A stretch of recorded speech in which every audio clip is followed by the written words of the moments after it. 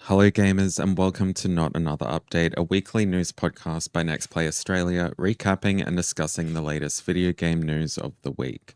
I'm your host, Brad, joined today by Jamie. Howdy. Berto.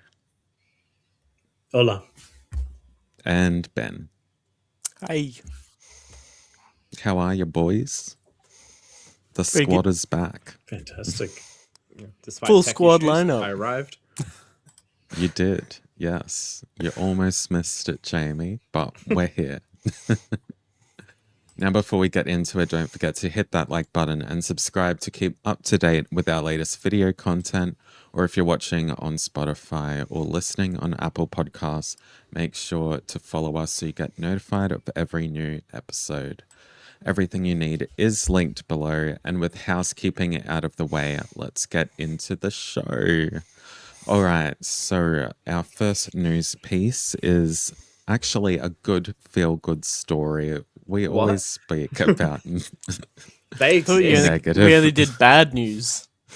Actually, there's no bad news in this episode. It's so good. Finally. It's probably happening as we record.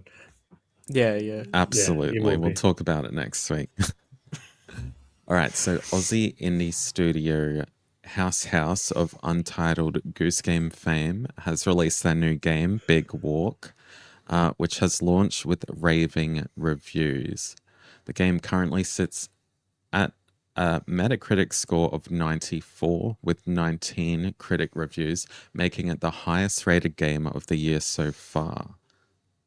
Jeez. Who would have thought? Not me. Little Aussie game making waves. All right, the game is now available on PS5, PC, and Nintendo Switch 2. And it's currently available for free for all PlayStation Plus subscribers of all tiers. So, we love Aussie indie dev success stories. We had it last year with Hollow Knight, Silk Song, of course, and what else have we had? What was that one new? Was it you reviewed? I remember you played at PAX once and you said it was great. Drifter? Is that what that was called? Yes, the Drifter. Yeah, the Drifter. Yes, that was quite successful too. Yeah, so has anyone jumped into this game yet? I am adding it to my library right now, actually. I didn't realize it was on Plus, so I'm adding it right now. Yeah. In real time. Yeah, I've downloaded it, but I haven't jumped in yet. Yeah. We got a few review keys today for it, so I'm hoping to jump in between now and next week's episodes. So we should do a group thing. A cute we little group should, thing. yes. Yep, I'm down. Does anyone know how many players it is? Can be quite Supports a up lot, to 12 isn't it? online players with PlayStation Plus. 12. What it Okay, says on let's. here. Damn. Okay, I'm actually Download the excited. content. So what is the game exactly? I know very little about it. It's like puzzles. You walk around, you interact with other players in like unique ways. That pretty much sums it up. Communication is key. Yeah. It's all about sort of working together to solve little puzzles and stuff. It looks like they really just sort of lean into the do whatever you want type thing, like mess around with your squad and stuff. I think there is like a path you sort of follow, but you kind of like can explore as well. Like I think there is sort of a point to the game, like a goal, I guess. But Okay. I think it was. I don't think it was in a. It was in like a direct or some sort of presentation last year, and I remember like not really being captivated by the showing, but it does look like, or it sounds like there's a bit more depth than what I first initially thought. So I'm very excited to give it a shot and play with you guys. I think it'd be one of those games where like it's a good community game. So like the better the people you're playing with, the better the game is, sort of thing. So you know, if you have a good group of friends and you all play it and you're all having fun, like that's kind of like the point to the game, or you're solving puzzles and stuff like that. Yeah. think it's really cool for them to get on PlayStation Plus as well, because like I didn't realize it was on there, and literally I've already got it downloaded and like go and check it out with a bunch of friends. Like, why not? I was like you, Brad. I saw it. I was like, oh, that's fun, but it didn't really captivate me too much. So to hear it getting reviews like this, I'll definitely check it out. I loved Goose Game. Goose Game was a hell of a good time. Goose Game like is such a phenomenon in Australia too. Like the Acme in Melbourne, like I think they have like a permanent Untitled Goose Game, like Exhibit area. Yeah, exhibit. Thank you. Yeah. And their I gift, remember, their, did we their go to gift that? shop had. Yeah, we did. Yeah, We did. oh. And the gift shop had quite a lot of merch there too. Yeah, I need to get a physical copy of Goose Game. Is there such a thing? There is, Yeah, they sold them. I'm pretty sure. Did they sell? I think so. Yeah, Switch it was a little version, pricey. maybe? It was a little pricey, I Yeah. think, at the gift shop. But yeah, one day when Yeah. I'm rich, I'll get it. But yeah, it is a big deal that it landed on PlayStation Plus day one, because actually not many games do. Like No. ever. Yeah. So Definitely not Very Aussie little. games. yeah, so good on them. Any other thoughts on Big Walk before we move on? Oh, good on House. Yeah. All right, moving on to the next topic. Nintendo has announced a Nintendo Direct focusing on Fire Emblem Fortune's Weave, which has now since happened. So the Direct announced details on what we can expect from the game, including 4 playable protagonists, and I might pronounce these wrong. You will. So, yeah, I will. Give it a go. Yeah. Sai, Dietrich, Theodora, and Leda, who all enter the heroic games for their personal reasons. These 4 protagonists' stories can be played simultaneously, as you can change between them at any point in the game. Time travel is a major component of the game. Characters can wield firearm-like gauntlets, which are basically guns, which is a first for the series. Firearm like gauntlets. That's amazing. That's literally all I It's just a gun. saw about the Direct today is guns. Yeah, this is the gun.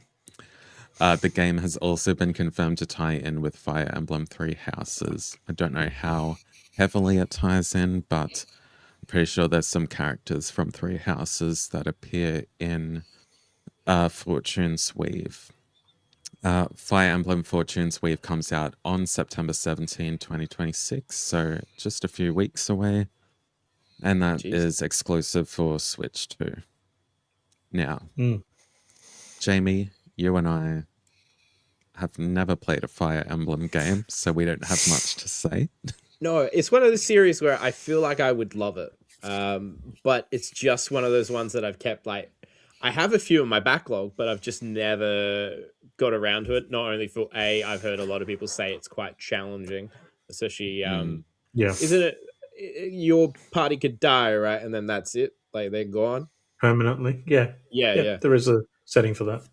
Yeah, and then Yeah, it's just you don't sort of have to time play as it well. that way. I'm You a don't have to hardcore play it gamer, that so way, yeah, I probably will. Yeah.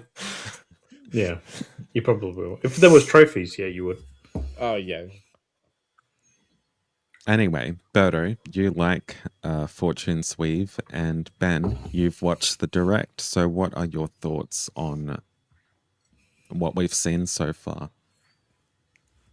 So I only played Three Houses last year or the year before.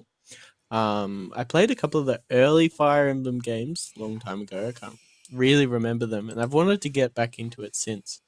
I quite enjoyed Three Houses. I think the best way to describe it to you guys would probably be it's very similar to Persona in the fact you have like battles and then like your preparation and story is kind of separate. So you have like these you run around and you buy stuff, do training, do all this stuff. Anyway, so I watched the Direct, and from what I'd heard of it to earlier today, I was a little bit more enthused before watching it. After watching it, it felt very similar to Three Houses, like almost like exactly the same. But I was kind of like, okay, so it's just like a couple of new characters, but like, you know, the combat is exactly the same apart from like special abilities they've added for each character. Each character has, I can't remember what they call it, they have a special ability. And there is a new component in outside of the battle, like where you explore the world map in kind of like a map like board game, I guess, visual, and you travel around to locations, and then you can either combat enemies or go into little towns and explore and stuff. Like it looked good, and I think it will probably do really well if you loved Three Houses. But I guess it looked a bit too similar for me, who I thought Three Houses was okay, for it to, you know, kind of get me on board, sort of thing. And they do, if you watch the direct, they do the same sort of trick in Three Houses, where the first half of the game is set where you're introduced to these characters and it's all quite small scale, and then the second half of the game is like, you know, you're versing gods and demons and shit. So yeah. Nice. Do you have any plans on reviewing this, Ben? Or Nah, picking it up? I might consider it like later on down the track. But again, I wasn't a huge fan of Three Houses. And with so many games out next month anyway, it's definitely not at the top of my list. Was Three Houses September. long, like in terms of hours to finish? Yeah, I think it was about 30 to 40. Okay. And I was probably rushing it. Three Houses is like a bit of Persona, by the way. Yeah. Just so you know, Jim. Yeah. And I did one out of the 4 storylines. So if you did them all, that's like... Jeez. Okay. It's basically the same thing, but you a different house, essentially, in that. So you just got a different set of NPCs. Didn't Hogwarts do that? Where it's like the same sort of thing, but you just part of it. No. Like the story is slightly different depending on which house you choose. And then once you complete all the houses, the 3 houses, you get like there's an extra one, and then there's like a secret ending or so like there's 4 houses or whatever in 3 houses. Basically, I don't know. Crazy. I didn't play all of them, so that's nuts. But this looks to be similar. Whereas in 3 houses you had to do one at a time, but this one like is new, where you can switch like which like playthrough you are concurrently, which is kind of cool. I think that's pretty cool. Yeah. But you know, the combat's all the same. Like, unless you really love RTS type, know, mechanics like Birdo. Whereas, like, I don't mind them, but you know, every now and again for me. Yeah, exactly. So yeah, RTS has never really grabbed me. When I was younger, I played Disgaea 5, which I really liked that game. But I don't think I've played a single RTS game since then. I think Halo Wars might be the last one I've played that I can think of. I was all about Command and Conquer. I think Red Alert back on like PS1. I loved that. I didn't know what the hell I was doing at that age, but I remember loving it. It was more turn-based RTS though, not like a traditional real-time strategy game. So I think I love it. I played it on the GameCube. There was one called I had to actually research it, Path of Radiance, and that was one of the games that I had, but it got stolen. And when you look up how much it costs now, Jesus Christ, honestly. Fire Emblem games. I'll let you do that. I see. Yeah. Yeah. Like, Fire Emblem, the biggest problem I have with this direct is, so you've seen it, Ben. I haven't, and I'm a fan. And I think that's my biggest worry, is that there's no advertising, and it comes out in next month, and I completely forgot about it. Yeah, So, like, the lead up to this is horrible, in my opinion. I didn't even realize it was next month until I saw the end of the direct. I was like watching it the whole time, like, oh yeah, this is probably going to be next year, you know, early to mid next year. It's like September. It's like, what? Since when? Yeah, it feels like the hardcore fans are gonna be right on top of this, and then the general gamers, Fortune Sweep is just gonna get swallowed up by like Silent Hill and all that, I think. So yeah, I didn't even know that the direct happened until you guys mentioned it today. I was like, oh, okay, it's news. I do know. I do know there was a big following. Yeah. Well, they did finish off. Am I incorrect that one of the directs was like ended with this? Was like the big final reveal?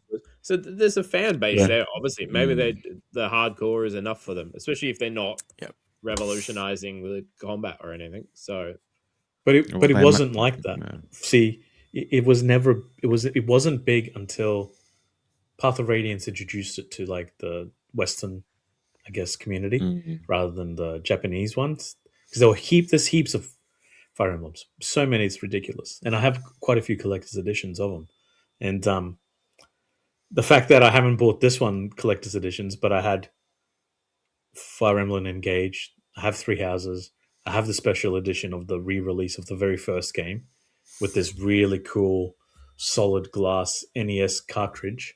Damn. The fact that none of that has been actually announced, or I don't know anything about it. And I know I've been a bit, in the dark the past few weeks because I've been a bit busy, but usually I'm on top of it. So I want this to succeed. And we kind of need games like this to succeed, because you don't see very many real-time strategy turn-based games, like, at all. Like, they're all pretty samey. And I've always, liked Nintendo for trying something a little bit different. But I'm worried, much the same way that I was worried with Metroid Prime 4, that this is coming out to just get shot and then just, not get where it needs to be. Because the last, it hit its, Three Houses was the highest selling one next to the DS one. The DS one is like a 10 out of 10 experience. But if it mimics that, word of mouth is huge. I know with Fire Emblem, it's always word of mouth predominantly. That's how it became quite popular. So I'm hoping it does at least review well, if sales aren't that strong. But I'm very disappointed in Nintendo not pushing this one harder, unless we see it ramp up in the next month. But they need to go harder. And it is hard to market a turn-based real-time strategy game. Like, no one's in it. Like a role-playing game that's a real-time strategy. Like, how do you can't really show that in trailers, because you're like, oh, you have to stop and choose what to do next. It's very much like rock, paper, scissors. Like spear beats, flying beats, axe beats, sword, etc., etc., etc. It is kind of like Pokemon, but you don't collect people. You kind of like. So it's like you can actually collect. Yeah. You collect people. Yeah, that's true. Oh, characters. Okay. Yeah. So it's like The Sims. With fighting. Can be. Yeah. There is cooking, and you guys can there is relationships. You can have children, and you can have everything. It's like Fable. It's all the games, basically, is all I'm hearing. It's like a live sim with military tactics and everything. It's really, really good. I highly recommend. Like Call of Duty. If this reviews well, maybe now with guns. Yeah, see, easy to sell. What are you talking about? Yeah, I put that in one trailer. Firearm like gauntlets.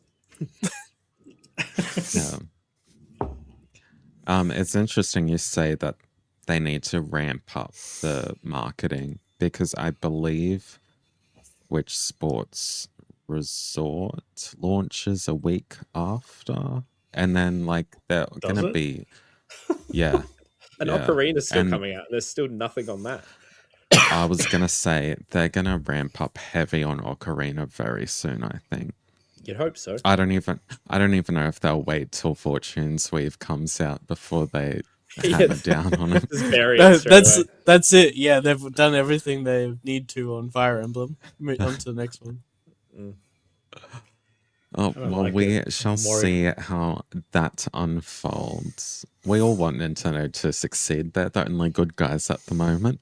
Not wrong. Yeah. And with that, that is the end of this week's episode of Not Another Update, a weekly news podcast by NextPlay Australia. Don't forget to like, comment, and subscribe. And of course, stay tuned for Ready Up, a new podcast by us where we can chat hot topics, rank video games, play trivia, and more. As always, thanks for listening. And until next time, gamers, bye. Bye-bye. Ciao.